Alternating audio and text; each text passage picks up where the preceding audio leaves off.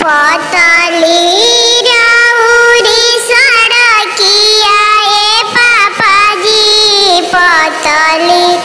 राउरी दुआर हथिया है पिया सले पापा जी पोखरा दिन खोनाय पतली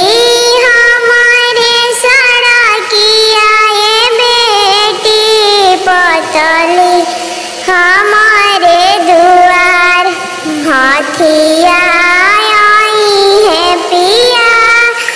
सले बेटी पोखरा देबो खोनाय कथी उनु करे खैनी पापा जी कथिए कथी उनु करे खैनी चाचा जी कथिए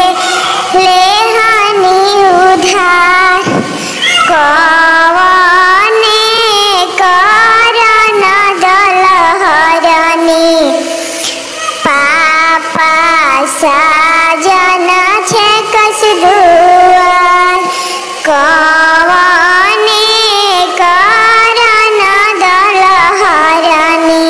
चाचा साजन छे कस दुआर पान उनु करे खैनी बेटी फुलावा लिहनी उधार तोहरे करन दलहरनी साजन छे के दुआर पान उनु कर फेर दिए पापा जी फुलावा दिन छितराय हमारा के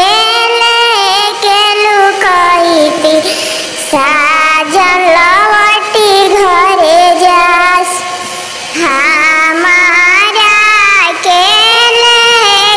लुकैती साजन लवटी घरे जास पान उनु कर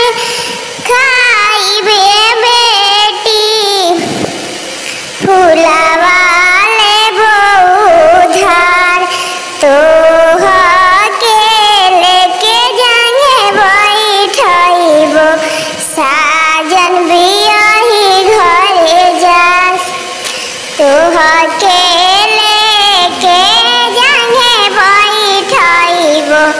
साजन बियाही घरे जास पतली